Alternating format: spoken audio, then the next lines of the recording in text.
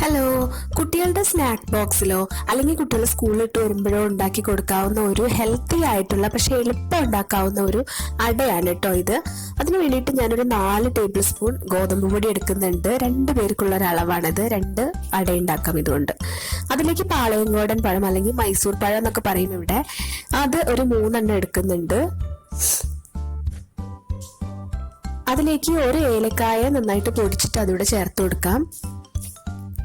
പിന്നെ മധുരത്തിനനുസരിച്ച് ശർക്കര. ഇത് ഞാൻ ശർക്കര പൊടിച്ചു വെച്ചതാണ്. നമ്മൾ കുറച്ച് ശർക്കര പാനിയൊക്കെ വീട്ടിലുണ്ടാക്കി വെച്ചാൽ എപ്പോഴും ഇത് ഉണ്ടാക്കാനായിട്ട് നല്ല എളുപ്പമായിരിക്കും. ഇത് നന്നായിട്ടൊന്ന് കുഴച്ചെടുക്കണം. കുറച്ച് വെള്ളം കൂടെ ചേർത്തിട്ട് നന്നായിട്ടൊന്ന് മിക്സ് ചെയ്തെടുക്കുക.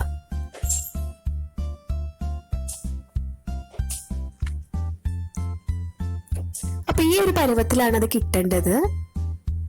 ഇങ്ങനെയുള്ള പലഹാരങ്ങൾ കുട്ടികൾക്ക് എപ്പോഴും ഉണ്ടാക്കി കൊടുക്കുമ്പോൾ നെയ്യാണ് ഏറ്റവും നല്ലത്. നെയ്യ് കുറച്ച് വാങ്ങി നമ്മൾ വീട്ടിൽ സ്റ്റോക്ക് ചെയ്ത് വെക്കുന്നത് നല്ലതാണ്. അപ്പൊ ഇതുപോലെ ഒരു പാനില് നെയ്യ് ഒഴിച്ചു കൊടുത്തിട്ട് അതിലേക്ക് ഈ നമ്മൾ ഉണ്ടാക്കി വെച്ചിട്ടുള്ള ബാറ്റർ ഒഴിച്ചു കൊടുത്ത് അതൊന്ന് വെള്ളം തൊട്ട് കുറേശ്ശെ ഇങ്ങനെ പരത്തിയെടുക്കണം. ഇനി അതൊന്ന് മൂടി വെച്ച് അതിന്റെ മുകളിൽ ഒരല്പം നെയ്യ് ഒഴിച്ചിട്ട് അതൊന്ന് മൂടി വെക്കാൻ, തീ സിമ്മിലിട്ട് വെക്കാൻ പ്രത്യേകം ശ്രദ്ധിക്കണം കേട്ടോ.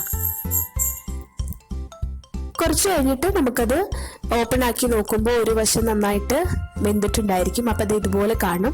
എന്നിട്ട് അത് നമുക്ക് മറിച്ചിട്ടിട്ട് തീ സിമ്മിൽ തന്നെ ഇട്ടിട്ട് വേവിച്ചെടുക്കാം. 2 വശവും ഇങ്ങനെ വേവിച്ചെടുത്തു കഴിഞ്ഞാൽ ഹെൽത്തി ആയിട്ടുള്ള ഏറ്റവും എളുപ്പത്തിൽ ചെയ്യാവുന്ന ഒരു സ്നാക്ക് റെഡി.